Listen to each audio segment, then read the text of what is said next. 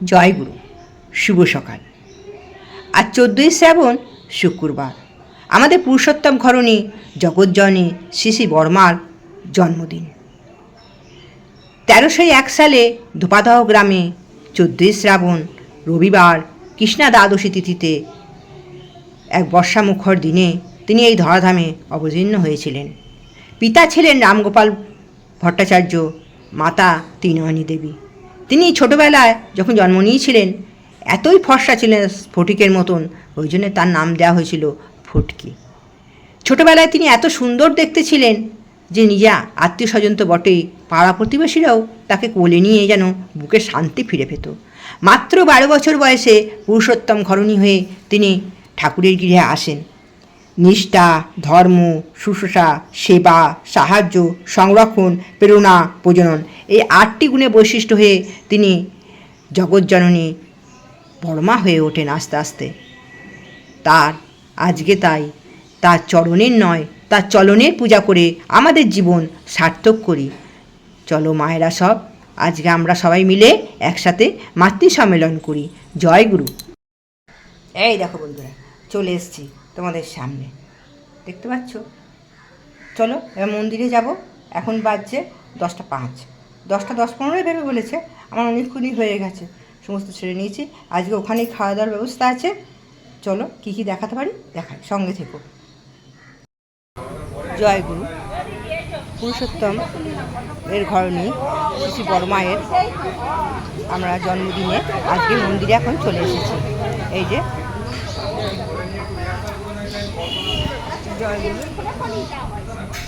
এই পায়েল, ও মা এখানে এসো।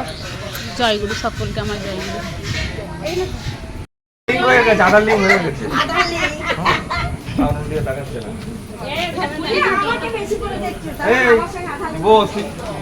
তোর দাম বেশি আজকে।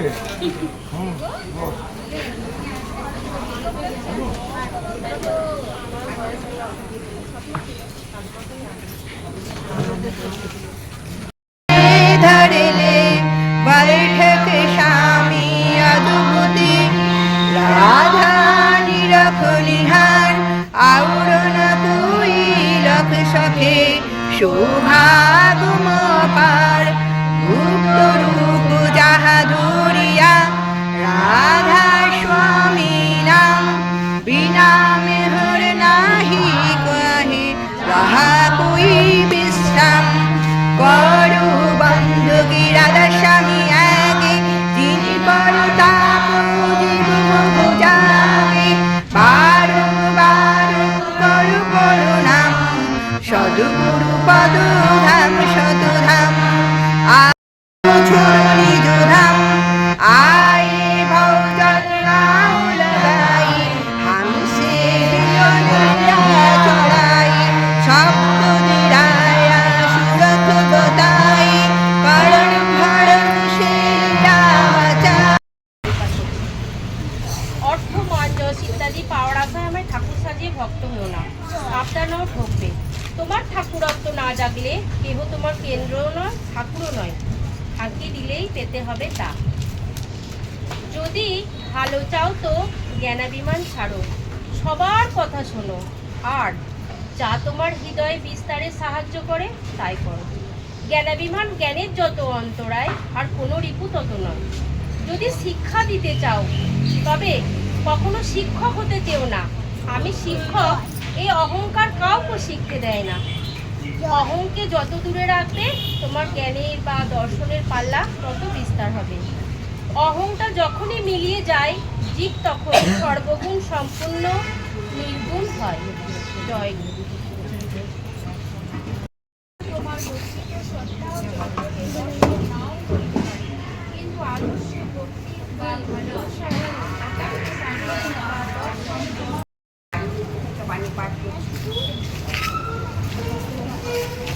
তুমি ভাবিতে পারো তোমার স্বামীর প্রতি বা সংসারের প্রতি ভালো পাইতে বললে ভালো করিতে হয়। তাহা তোমার বেলাও যেমন অন্যের বেলাও তেমনই। তুমি যদি অন্যের মঙ্গলে যা কিছু করণীয় পাওয়ার আশা না রাখিয়া যতদূর সম্ভব উদ্বেগ শূন্যভাবে করিয়া যাইতে পারো, দেখিবে পাওয়ার জন্য তোমাকে আর আকুপাকু করতে হইবে না। পাওয়া তো আসবেই, তোমার মনে অন্তরিক্ষে কে যেন গাহিয়া উঠিবে, সত্যি সত্যি সত্যি। অনুকূল শক্তিরূপা বিশ্বানন্দ বিদায়িনী, ঋষি সংযোজিতা দেবী, পুরুষোত্তম সঙ্গিনী, জগত কল্যাণময়ী মহালক্ষ্মী নমস্তুতে। কথাই বলে লক্ষ্মী সরস্বতী সহাবস্থান হয় না, কিন্তু ভক্তের আকুল প্রার্থনায় তুষ্ট হয়ে লক্ষ্মী সরস্বতী দুজনেই বাধা পড়েছিল সিরাজগঞ্জ মহকুমার ধোপাদহ নিবাসী বনেদি নিষ্ঠাবান ব্রাহ্মণ পূজনীয় শ্রী রামগোপাল ভট্টাচার্য মহাশয়ের বিয়ে। রামগোপাল যেমন ধর্মনিষ্ঠ, তার সহধর্মিনী পূজনীয় ত্রিনয়নী দেবীও তেমনি পতিপ্রাণা। এই নিষ্ঠাবান পিতার ঔরসে ও ভক্তিমতী মায়ের গর্ভে বাংলার 1301 সনের 14ই শ্রাবণ রবিবার কৃষ্ণা দ্বাদশী তিথিতে আবির্ভূত হন পরমাধ্যা জগজ্জননী শ্রী শ্রী পরমা। যেমন মিষ্টভাষী তেমনি মিষ্টি স্বভাব, জ্যোৎস্নায় ধোয়া তার রূপ পদ্মের মতন, বিমলা চিত্তশালিনী গোলাপের মতন সুন্দর পরমা সুন্দরী, বিধাতার অপার্থিব মায়াময়ী সৃষ্টি যেন এই ভুবনের তিনি একজন বিস্ময়। এই কন্যায় সরসীবালা আমাদের জগৎমাতা শ্রী শ্রী বড়মা। আমরা এখন আহ্বান করব আমাদের শ্রী শ্রী বড়মা।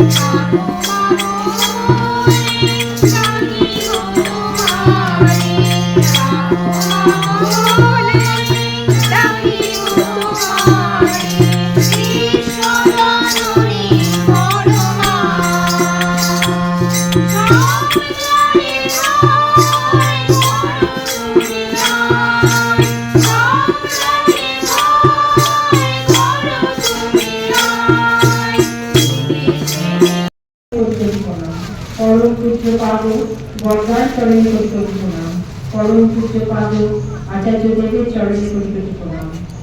ঠাকুর পরিবারের সকল সদস্যদের চরণে আমার ভক্তিপূর্ণ প্রণাম। এখানে উপস্থিত সকল মায়েদের, দাদাদের প্রাণান্বিত জয়। এটা শ্রাবণ মাস। এই শ্রাবণ মাসটা হচ্ছে বড়মার জন্ম মাস। আজকে 14ই শ্রাবণ, বড়মার জন্মদিন। জন্মদিন উপলক্ষে আজকে আমরা সকল মায়েরা, দাদারা উপস্থিত হয়েছি মন্দির প্রাঙ্গণে। আজকে এই দিনটা বড় আনন্দের দিন। বড়মাকে আমরা গান দিয়ে, কৃষ্ণ প্রসঙ্গ নিয়ে আলোচনা করে আমরা বড়মার আরাধনা করছি। এখানে অনেক মায়েরা উপস্থিত হয়েছেন, দাদারাও আছেন, দেখে খুব ভালো লাগছে। যাই হোক, এই শ্রাবণ মাস ব্যাপী বড়মার জন্মোৎসব আমরা পালন করি মাতৃ সম্মেলন দিয়ে। এই শ্রাবণ মাসটা প্রতিটা বাড়িতে, কোনো না কোনো মায়ের বাড়িতে আমরা মাতৃ সম্মেলন করে থাকি। আমাদের খুব ভালো লাগে এই মাতৃ সম্মেলন করতে গিয়ে। আমরা অনেক অভিজ্ঞতা অর্জন করি। দেখা যায় অনেক মায়েদের বাড়ি ঠাকুর গোছানো নেই, ঠাকুরের দীক্ষায় দীক্ষিত হয়েছে। আমরা সেই সব বাড়িতে গিয়ে মায়েদেরকে ঠাকুর গোছানো কিভাবে করতে হয় সেটা দেখিয়ে দিই। আবার অনেক বাড়িতে গিয়ে দেখি যে ঠাকুর গোছানো আছে। তাই বলছি, আমরা প্রত্যেকেই যখন আমরা ঠাকুরের স্বর্ণাপন্ন হয়েছি, ঠাকুরের দীক্ষায় দীক্ষিত হয়েছি, তখন আমরা ঠাকুরের ন্যায় নীতি পালন করে চলব। ঠাকুর বলেছেন, আমার আগের মা বলে দিলেন ঠাকুরের কথা। আর বড়মার কথা, এই যেহেতু এটা বড়মার জন্ম মাস, তাহলে বড়মার কথা না বললেই নয়, কিছুটা বড়মার কথা বলি। বড়মা বিদুষী ছিলেন না, কিন্তু বড়মার বুদ্ধি সত্তা এতটাই প্রবল ছিল বা তীক্ষ্ণ ছিল, বড়মা কোথাও কিছু করে থাকলে সেটা সর্বক্ষণে তুলে রাখতেন, আবার সময় মতো ঠিক করে বার করে দিতেন। বড়মা এতই আদর্শ ছিলেন। ঠাকুর নারী বৈশিষ্ট্যের 8টি গুণের কথা বলেছেন। সেই 8টি গুণ বড়মার মধ্যে ছিল বলে তিনি আজকে জগৎ জননী বড়মা হয়ে উঠেছেন। সেই 8টি গুণ ঠাকুর বলছেন, আমরা ঠাকুরের দীক্ষায় দীক্ষিত হয়ে যদি 8টি গুণ আমরা অর্জন করতে পারিনি, যদি তার কিছুটা গুণ যদি আমরা অর্জন করতে পারি, তাহলে আমাদের সংসার জীবনটা খুব সুখের হয়। আমাদের বর্তমান সমাজে সংসারে বহু অবনতি, সমাজে বহু অবনতি। তাই আমরা চাইবো না যে এই অবনতিটাকে অবসান করার জন্য ঠাকুরের ন্যায় নীতি পালন করতে। যজন যজন ইষ্টবিধি করলে তাকে মহাভীতি। আমরা ঠাকুরের দীক্ষায় দীক্ষিত হয়ে এই 3টি অধ্যায় যদি পালন করতে পারি, আমাদের জীবনে অনেক দুঃখ, অনেক লড়াই আসবে, কিন্তু আমরা সেগুলোকে ঠিক অতিক্রম করে পার করতে পারবো। অভিজ্ঞতা করেছেন দিদিমাকে কাজ করতে। আমরা যে মাতৃ সম্মেলন করতে যাচ্ছি, সেই মাতৃ সম্মেলনের আগে আমরা 1 ঘন্টা আগে বেরিয়ে যাব দিদিমাকে কাজ করতে। মায়েদের উপর জোর দিয়েছেন কেন? একটি মা কোনো বাড়িতে গিয়ে সেই মায়ের বাড়ির অন্ধকারে ঢুকতে পারে, কিন্তু একটি দাদা ঢুকতে পারে না। সেই অন্ধকারে ঢুকে গিয়ে দেখো যে প্রথমত সেই বাড়ি ঠাকুর ঘরটা আছে কিনা, ঠাকুর ঘরে ঠাকুর সাজানো আছে কিনা। ঠাকুর যদি সাজানো থাকে খুব ভালো কথা, তারা ইষ্টবিধি করে কিনা, যজন যজন করে কিনা, সেটাও দেখতে হবে। যদি কোনো বাড়িতে ঠাকুর সাজানো না থাকে, সেই ঠাকুরগুলো আমরা সাজিয়ে দেব। অভিনেতা বলছেন যে দ্বিতীয়বার মানে দীক্ষা সমীক্ষা পত্র। এই দীক্ষা সমীক্ষা পত্রের মাধ্যমে আমরা দেশে দেশে, আমরা রাষ্ট্রে, সমাজে, গ্রামে, শহরে আমরা এই বন্দে পুরুষোত্তমের নাম যেন ছড়িয়ে দিতে পারি, আমরা সকলেই একত্রিত হয়ে। এই বলে আমি আমার ইষ্ট প্রসঙ্গ এখানে শেষ করছি। প্রত্যেককে জয় করি। সৃষ্টি বড়মার চরণে প্রণাম জানাই, পরম পূজ্যপাদ সৃষ্টি বর্দার চরণে প্রণাম জানাই, পরম পূজ্যপাদ সৃষ্টি আচার্য দেবের চরণে ঠাকুর পরিবারের প্রতি প্রত্যেকের আমার আদর চরণে প্রণাম জানাই। এখানে উপস্থিত ভক্তিমতী মা ও দাদাদের আনন্দিত চরণে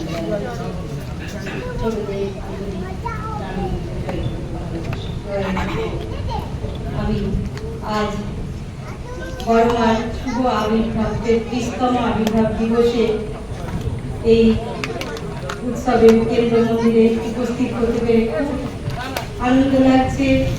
সকল ভক্তিমতী মায়েরা, দাদারা এসেছেন, খুব ভালো লাগছে।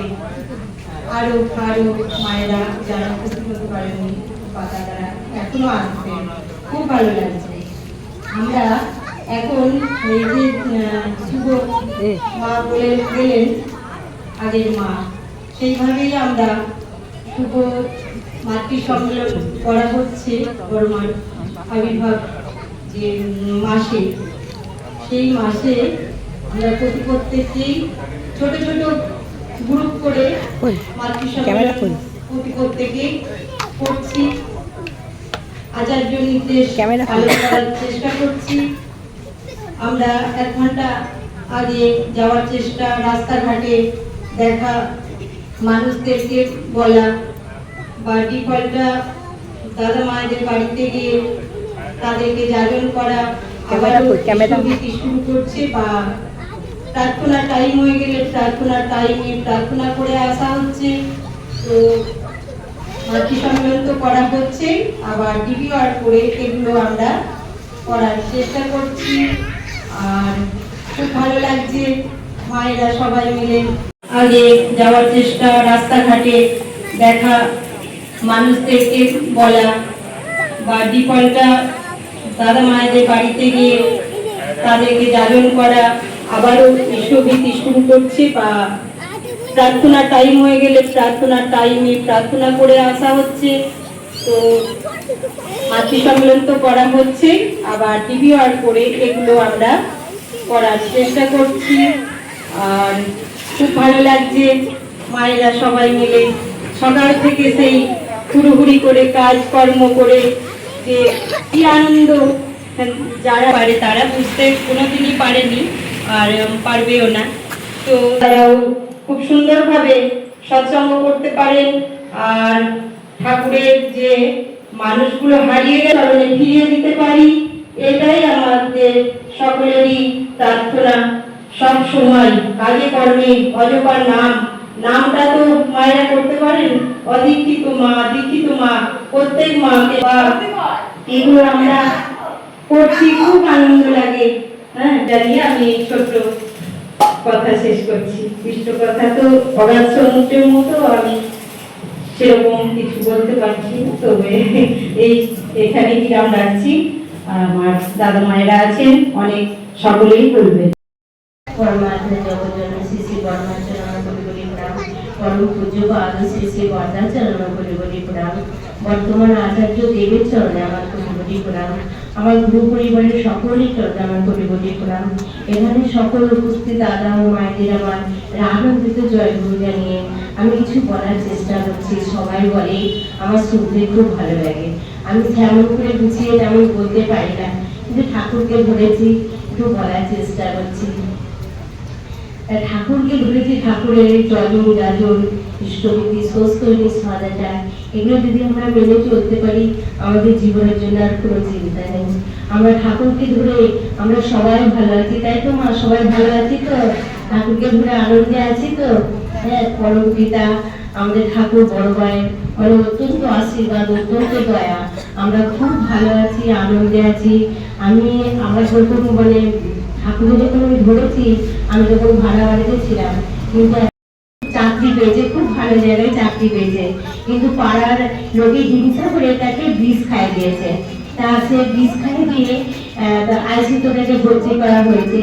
তা ডাক্তার জবাব দিয়েছে, ডাক্তার বলছে আশা নেই।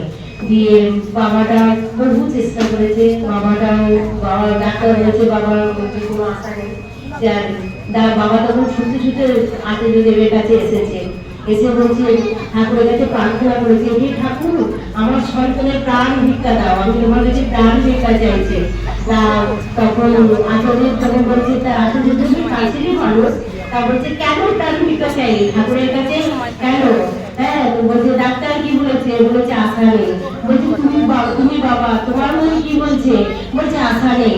তাহলে ঠাকুরের কাছে যাও, গিয়ে বলো ওর মৃত্যু যদি তোমার মঙ্গল হয় তার মৃত্যু দাও, আর যদি ওর প্রাণ ভিক্ষা দিলে তোমার মঙ্গল হয় তাহলে ওর প্রাণ ভিক্ষা দাও। তার ঠাকুর এতই মানে দয়াল, তার ছেলেটা দিনটার মধ্যে বাবা প্রার্থনা করেছে ঠাকুরের কাছে। সন্ধ্যেবেলায় ছেলে উঠে বিছানায় বসে বলছে মা আমার খিদে পেয়েছে, খেতে দাও। তা আমাদের ঠাকুরের এই তো এত দয়া, এত কৃপা, আমাদের ঠাকুরের কথা বলে আমি শেষ করতে পারবো না। জগজ্জননী বর্মা সমস্ত রান্না বান্না মায়ের আগে জন্ম মাস জন্মদিন, আগে আমরা সবাই এসেছি, খুব আনন্দ হচ্ছে, খুব ভালো লাগছে দেখে। আমি যেখানে আসতে পেরে, আমি যে স্টেশন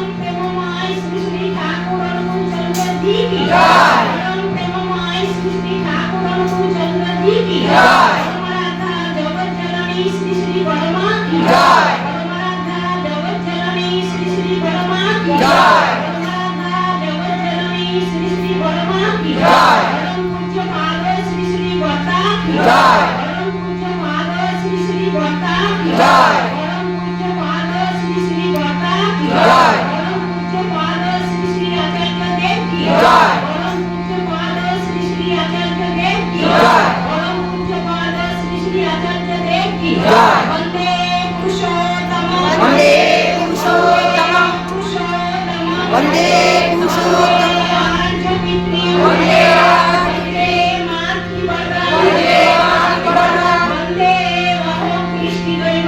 वंदे अहं कृष्णदेवतां वंदे पुरुषोत्तम वंदे पुरुषोत्तम प्रेममय श्री श्री ठाकुर अनुकूलचंद्र जी की जय मातृ सम्मान की जय मातृ सम्मान की जय मातृ सम्मान এখানে শেষ হলো সবাই সকল দেখো আনন্দবাজারে খাবার শুরু হয়ে গেছে।